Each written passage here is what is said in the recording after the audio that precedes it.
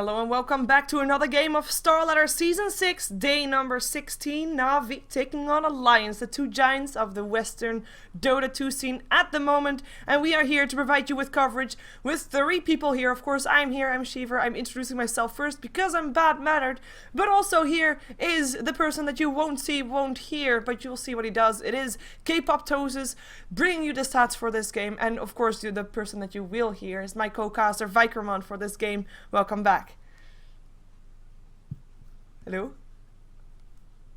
I was muted. Alright. Good to be back, Sheever. That was such a good intro also, and then all of a sudden... It was a great blanked. Intro. Thank you. I completely ruined it in every respect. Oh. So Na'Vi versus Alliance, two absolute titans, probably highest regarded Western teams right now. Alliance, of course, considered by some the best team in the world after their dominant performance in the G1 League. In fact, as we've pointed out maybe a couple times today, but I want to make it doubly clear, the only team Alliance has lost to since they changed their name to Alliance in a series has been Mouse Sports, and they've lost twice now. But they have not actually lost to Na'Vi. Of course, this is a best of one.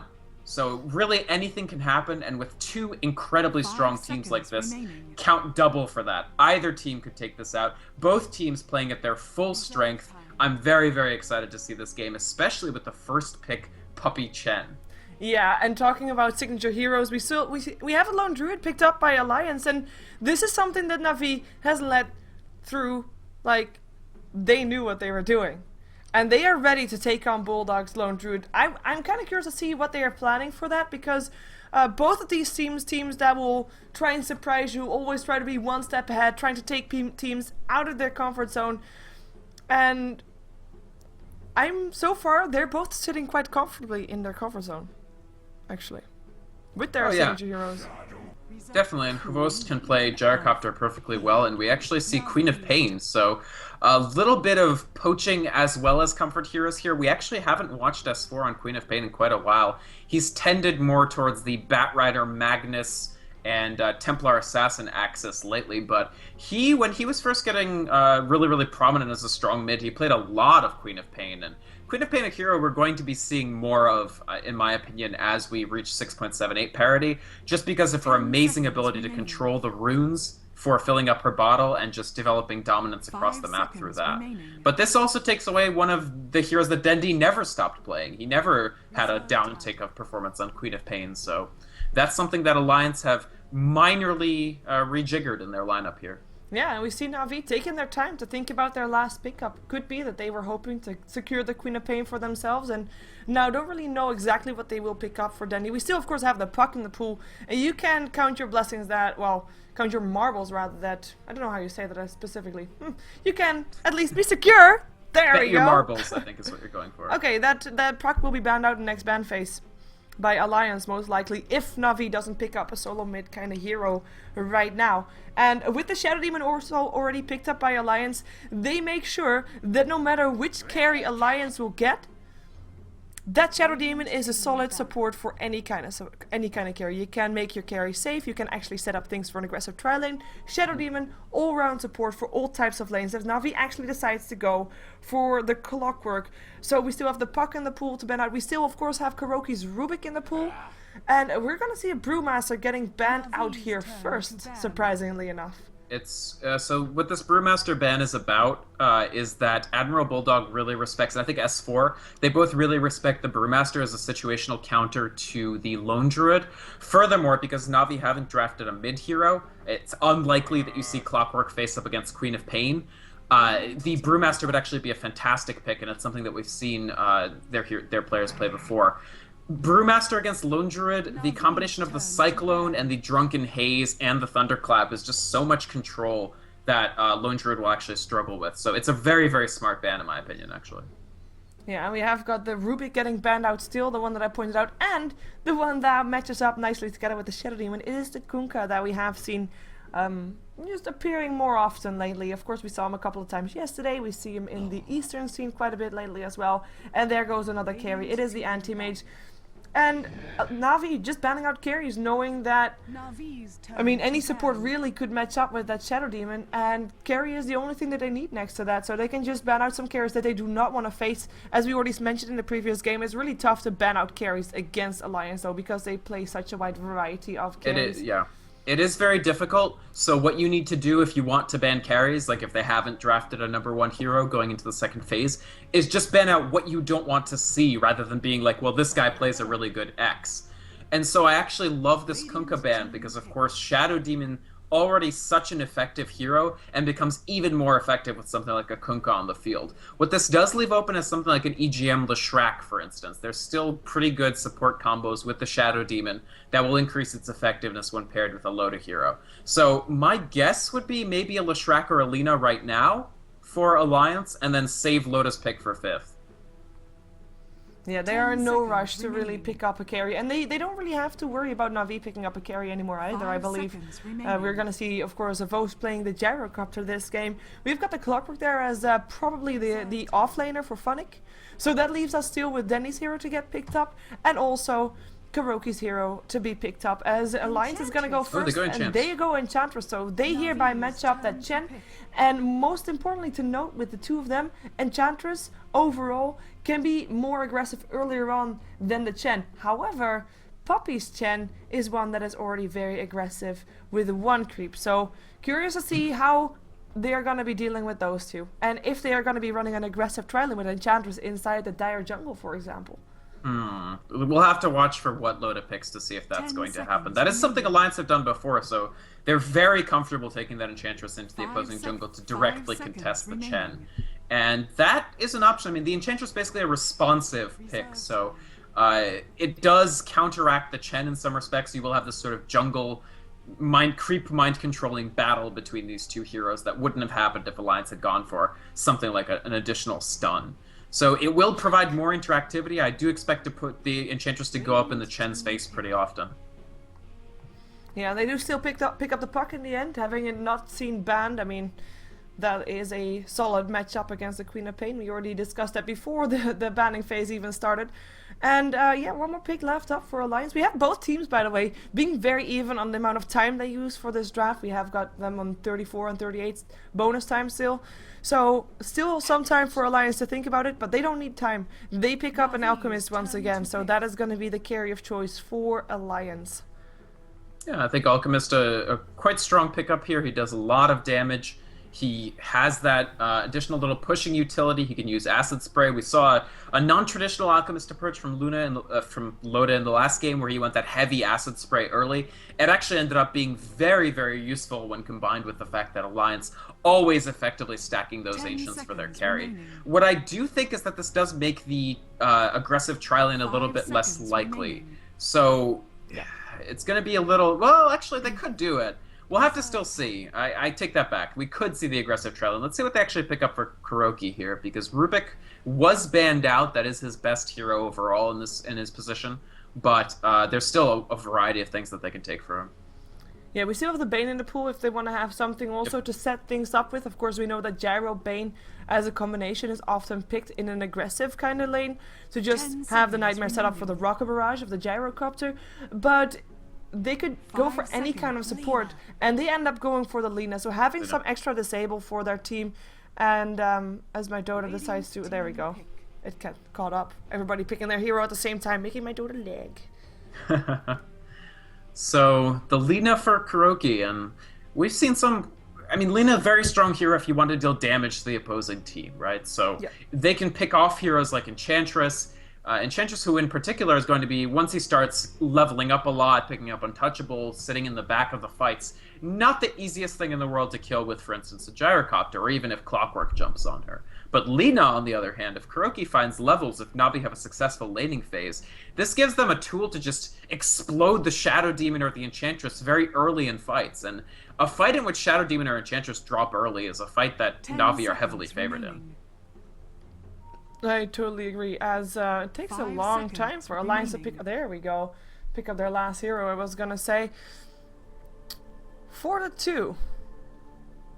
Well, best out of threes. There's apparently the one that Alliance has won so far. Two best of threes, both of which they won 2-1. Yeah, including the best of three that happened last Wednesday. But the Right. thing is, within the best of one, best out of threes don't really say that much. And last Wednesday, Navi actually were able to take the first game of Alliance. And Alliance, a team that can really shine in best out of ones due to surprise tactics. But if they lose one game in a best out of three, they are the team to learn from it and to not make the same mistakes again. But the question is, what does Navi have in store this game? And is it going to be something that Alliance is prepared for? Yeah. And, you know, you don't have a chance to come back from a loss in this one. You win or you lose, that's it. One game, all that counts. 3 That's points. true.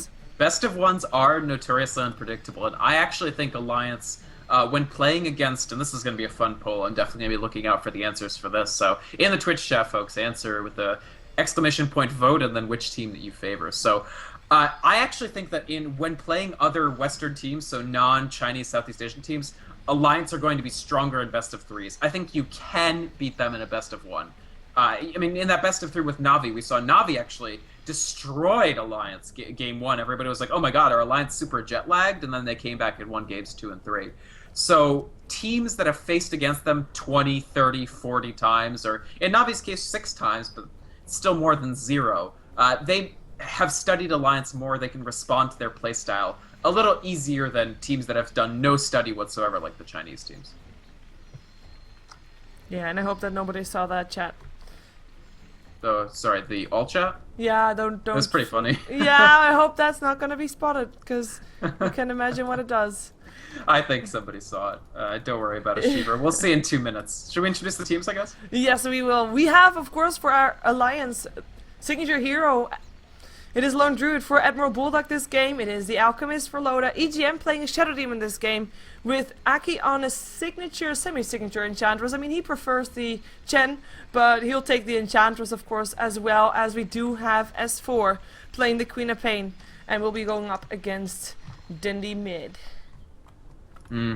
Looking up at Navi, there is, of course, Dendi in the middle on that puck. Then the tri-lane, which we'll have to see which lane they go into, but my guess would be the dire jungle, the top, the safe tri-lane, will be Puppy on his Chen. Haven't seen it as much as we used to, but he is considered one of the greatest Chens ever.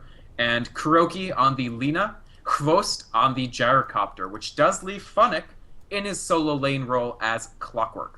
Yeah, no real surprises in terms of who plays what, and both teams might lead to a bit of a stale early game, as both teams will be knowing what they can expect from the lanes they're going to be on.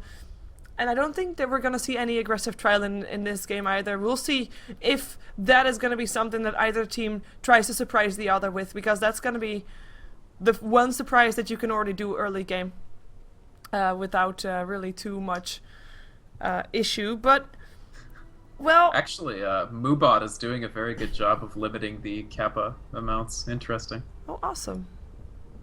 I'm watching the chat right now, and it's actually It's mostly voting. people responding to the poll. Yeah, well, I don't think the chat was. It's like the poll was first, and then was the chat.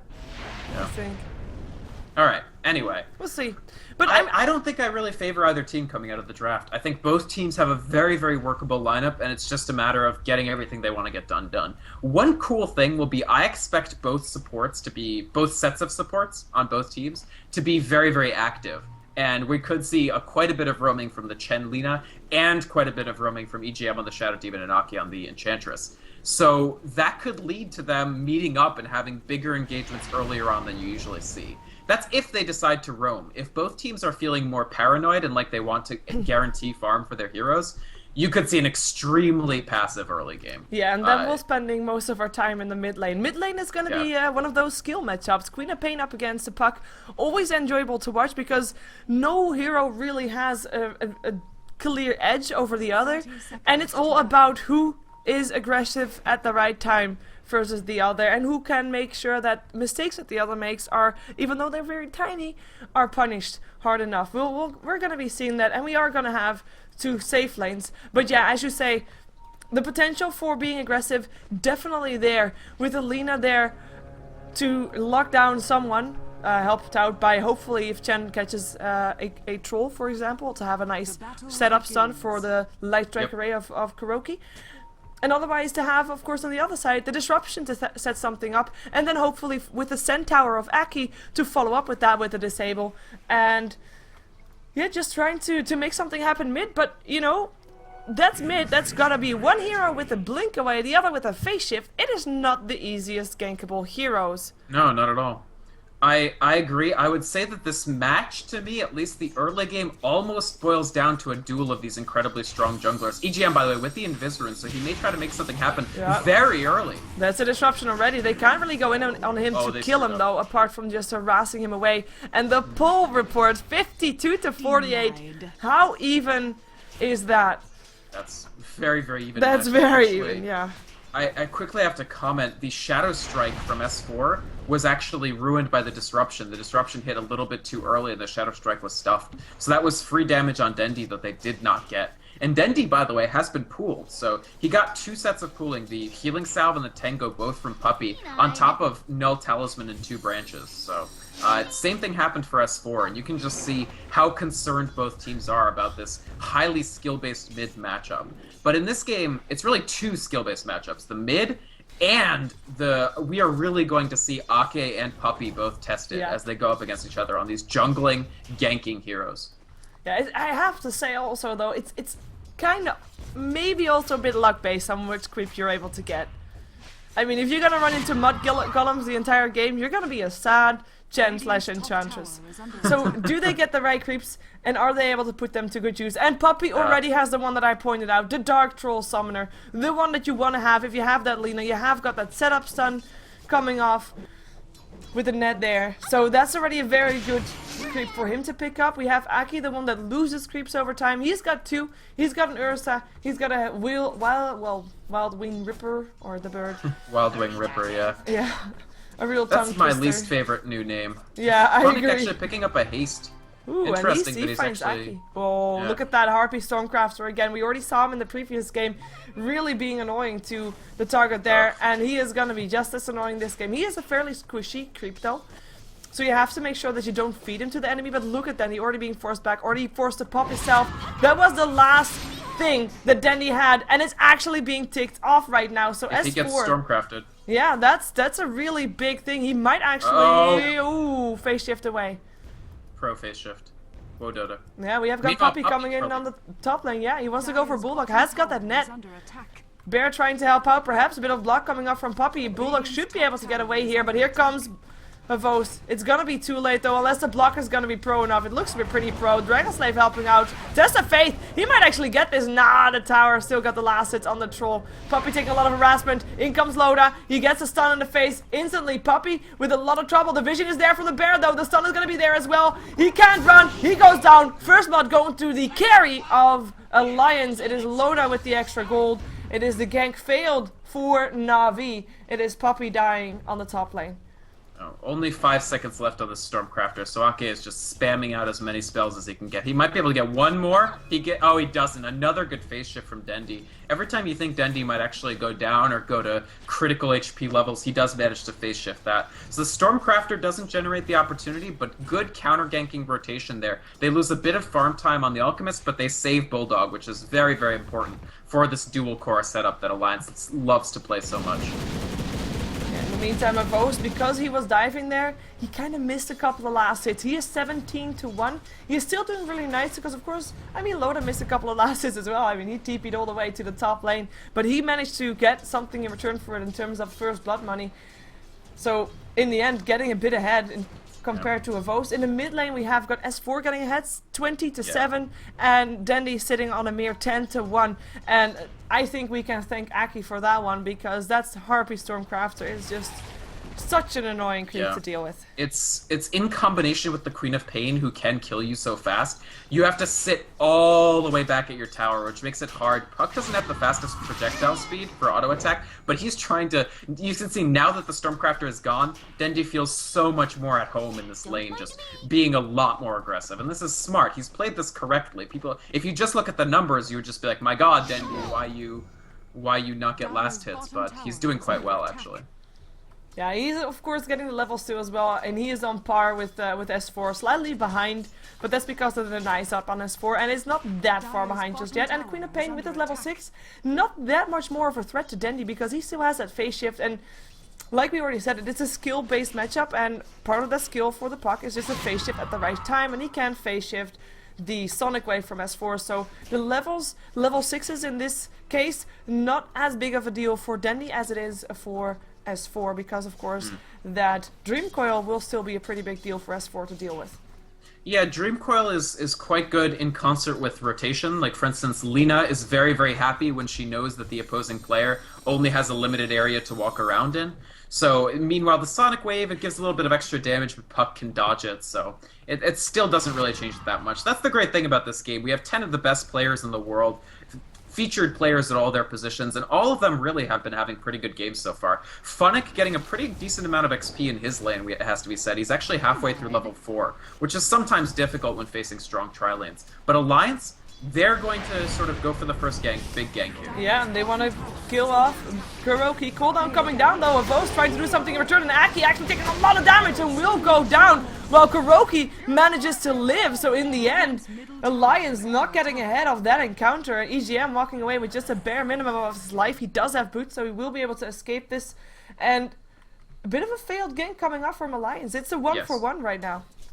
Krost is a player that's frequently criticized for not making the best of the abilities of his heroes, but I first of all, I disagree with that. And second of all, that was a really, really excellent call down, actually. That call down placement actually could not have been better than it was. So it completely made Ake unable to do anything other than sit there and die. It stopped the gank attempt on Kuroki dead in its tracks, and excellent play by Krost there, lifting him up, by the way, to the highest level on the map.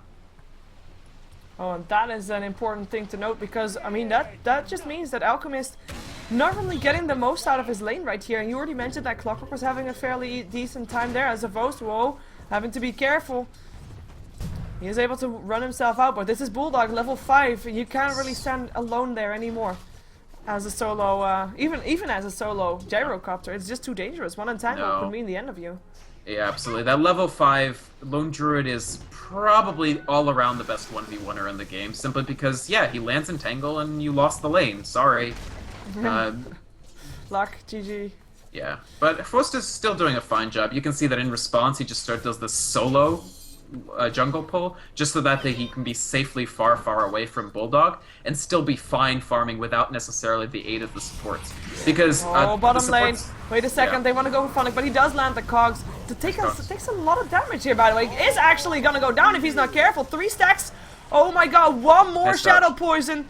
He dodges the Shadow Poison. He has the Self. Self goes off. Will they be able to hit him fast enough? I don't think they will. He gets away.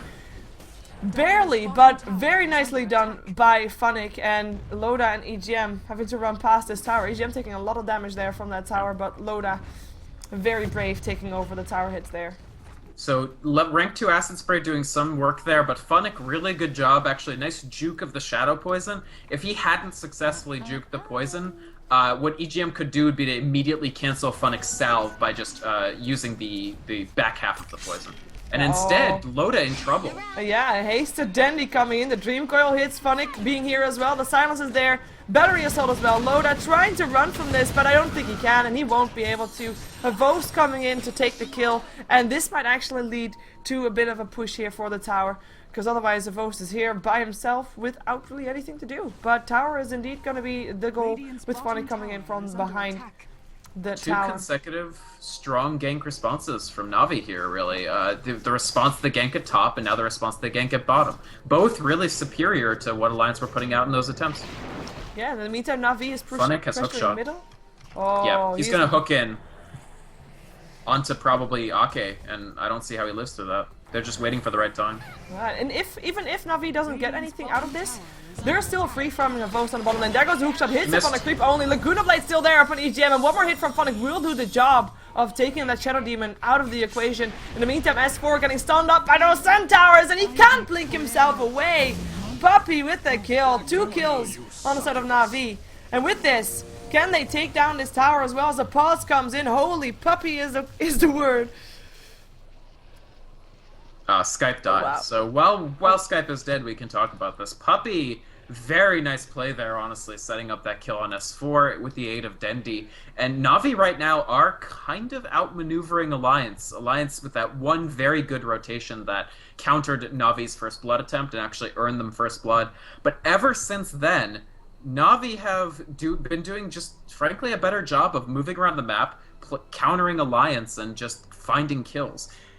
I don't really like the fact that, for instance, Alliance don't have any vision of their own jungle right now. So they had no idea that Funnick was coming. They knew he was 6, but they didn't know where he was. And so even though he didn't quite land the hook shot, it was still good enough to earn 1 kill. And then as S4 came in, he just gets picked off without really any support. Loda isn't really able to do that much just yet. Yeah, as the teams, I mean, these teams are very friendly towards each other. We have got Bulldog messing a bit with Vos. I mean, Vos asking how he could resummon the bear. Well, try playing 1,000 Lone Druid games and you understand. Of course, Bulldog... No thanks. No thanks. And Bulldog used to stand in a lot for Na'Vi, of course. So the players really know each other. And then he just, you know, complaining a bit about the Harpy, obviously. Most annoying creep ever. I think we can agree with that. Need buffs. Longer range and less CD. Yeah, that wouldn't break the game. Wouldn't at all. But we were in the mid lane. Aki's still having a pretty tough time here because in comes Dendi with the orb. Might be able to jump in and then the flare coming down as well, but Dendi decides not to jump towards it, and Aki with the Nature's Attendants should be safe. Tier 1 tower keeps standing here. Even if Na'Vi just took a fight there. And won it as well. I mean, they took 2 kills. And in this game, Loda's approach of early effectiveness ult with potential acid spray upside hasn't quite paid off as well. A, because Hwost is just farming up a storm successfully with this gyrocopter, and B, it hasn't given him quite the amount of early effectiveness to actually fight or anything. The saving grace will be if they do manage to start stacking this jungle and using acid spray to clear it out, but so far, Alliance just haven't had time. A, they have a dedicated jungler support who also needs these camps, and B, EGM has been busy rotating and trying to generate opportunities. So as a result, you don't see a huge jungle that he can just acid spray down to take the GPM lead. Loda will have slower development than he had last game, no question about it.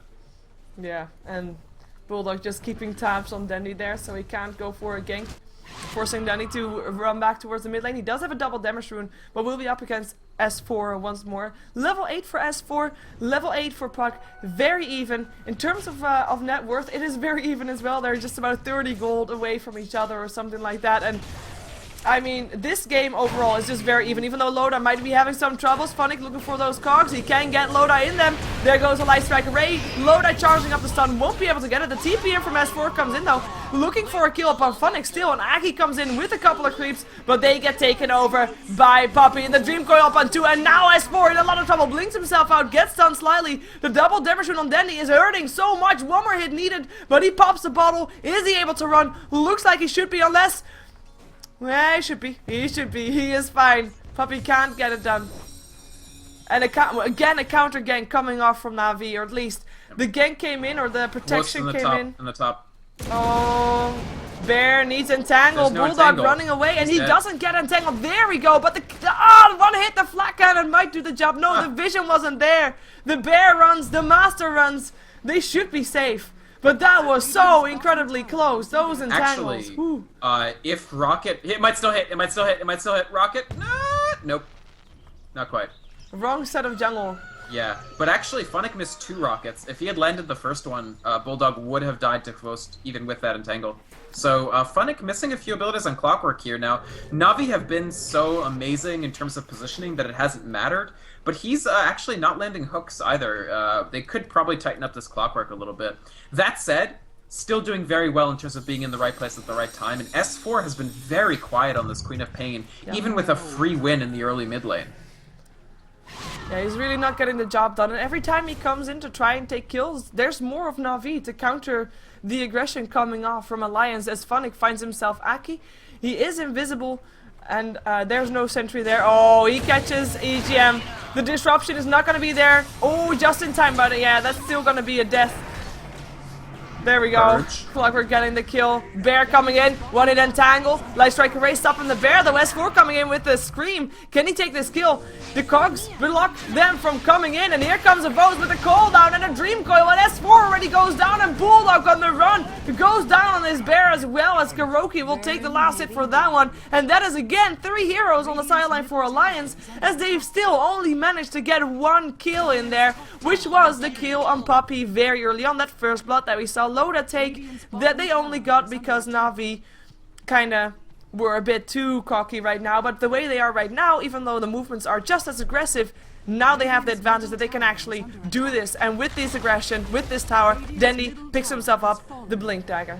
Yes. Na'Vi are playing fantastically well, and it has to be said that the Puck is outplaying the Quap a little bit. So Puck and Quap are 2 interesting heroes in that they have somewhat similar mechanics, but Puck is just so much more of a disabler, and Quap is pure damage, and Waning Rift Dream Coil is landing on S4 in every single fight. He's just been unable to do much of anything, frankly, and as a result, they just lack that mid-game damage that the Quap brings. Loda going to drop He again. drops once more. S4 though is able to at least get a return kill up on Poppy, but that's not a worthy trade. Maybe he can get Karoki as well. As here comes EGM with the Demonic Purge. Scream comes in as well. Light Strike Ray misses, so the kill goes to S4. And that is going to be one that he can totally count for himself. Of course, the previous one was actually taken by Creeps, so he only gets an assist for that one. But 3 kills now on the board for Alliance, as they at least get a bit of a trade out of that one. But they also get a tower down in return. I mean, 2 towers now, 3 towers rather down on the side of Alliance. No towers down on the side of Na'Vi. 1.5 minute Oh, BKE for Darko. the action continues. That was actually a hook shot that hit upon Bulldog. Good hook. And Puck taking both of the kills because he came in from behind. Dendi getting the double kill. EGM going down with that as well. And Dendi, he finds Aki. He's chasing him down. Has got that haste rune to help out and a Dream Coil as well. There will be an orb still if he wants it. After the Nature's Attendance, he probably wants to pop that. Nature's Attendance is going to end right now. Light Strike Array hits. Not even an orb needed, but he uses it anyway to get himself the kill. That is, in theory, a killing spree for Dendi. 1,500 gold in his pocket after he picked up that Blink Dagger. Been involved in 8 out of the 13 kills. Pretty impressive. Yeah, Dendi utterly controlling the game while giving host space for an extremely fast BKB. And this is actually enormous for Na'Vi, because it means that host can basically ignore S4 in the next several fights. Na'Vi now, with this BKB on Gyrocopter, can feel comfortable transitioning this game, if they even want to, from this sort of 2v2, 3v3 catch Alliance heroes out, to straight up 5-man, and I think they're heavily favored in both of those situations. Yeah, there's this time no Magnus on Alliance as we often see, and it wasn't even banned, was it? No, Magnus was banned.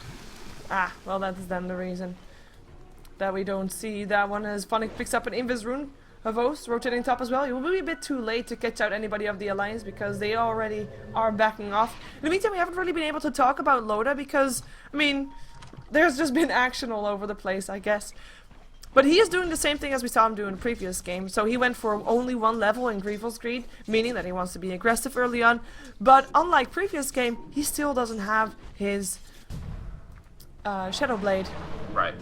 He will get it right now, but he hasn't had it until now, and yes, 16 minutes and change. They haven't gotten the... Actually, Kavos caught out by an Entangle, but the Bear just isn't able to deal the damage just yet because, ooh, Phonic only hooking the Bear. So no Armlet on the Lone Druid, not even close to one, because, yeah, again, Alliance have had a really tough time early this game. Yeah, and Na'Vi already pressuring in the mid. They're not going to give Alliance more time to farm, even though the Shadow Blade is completed right now. What can it do when you're playing like this? You can't be aggressive, only defensive, as EGM, Sig Charge is trying to help out, but Test of Faith from Puppy comes in. Centaur's getting dropped left and right. Laguna Blade will drop Aki, actually. Nicely done by Karoki. And that is already 2 heroes on the sideline. 5 heroes still alive for Na'Vi. Brilliant, brilliant unstable concoction up on 3, but no follow-up there.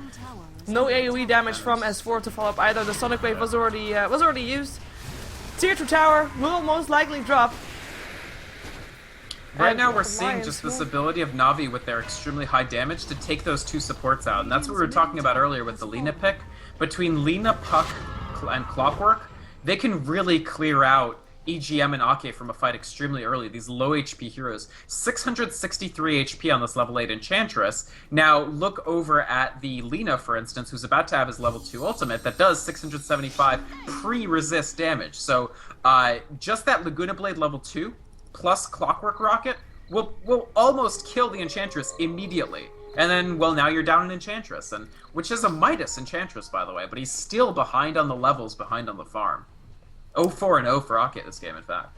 Yeah, hasn't been involved in any of the kills so far, which is quite interesting to note, because normally, as we already pointed out during the draft, you expect Gens and Enchantresses to be there for early game aggression, and right now Ake just wasn't able to get it done this game.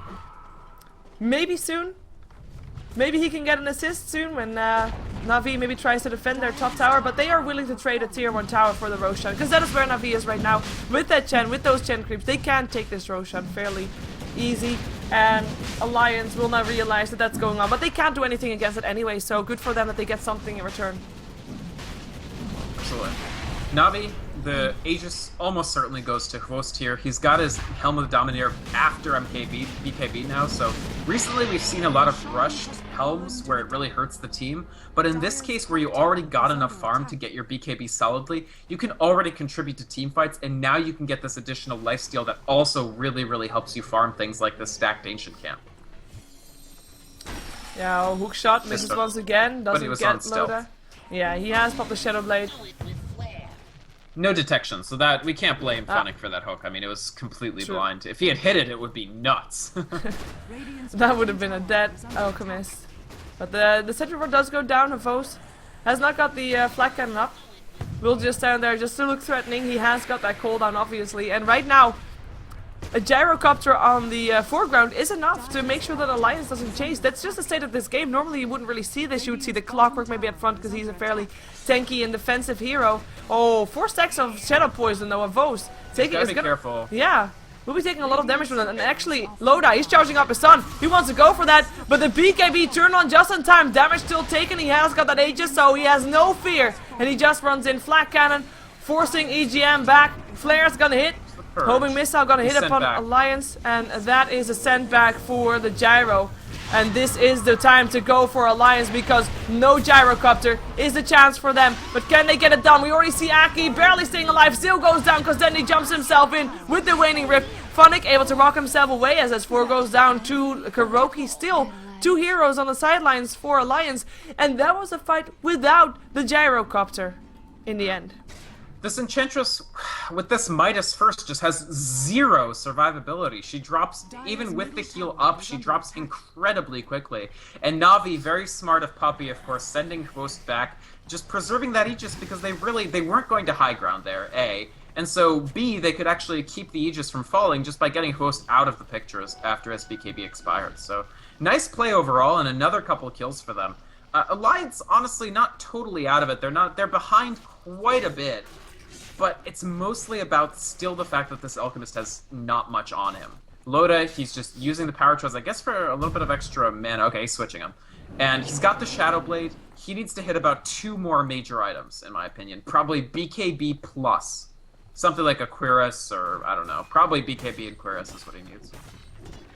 Yeah, and I mean, the Shadow Blade not really offering that much to Loda here, indeed. So, defensive items, or at least sustainability items really needed. We do have the armlet, of course, up on the bear for Bulldog, so that's great for him.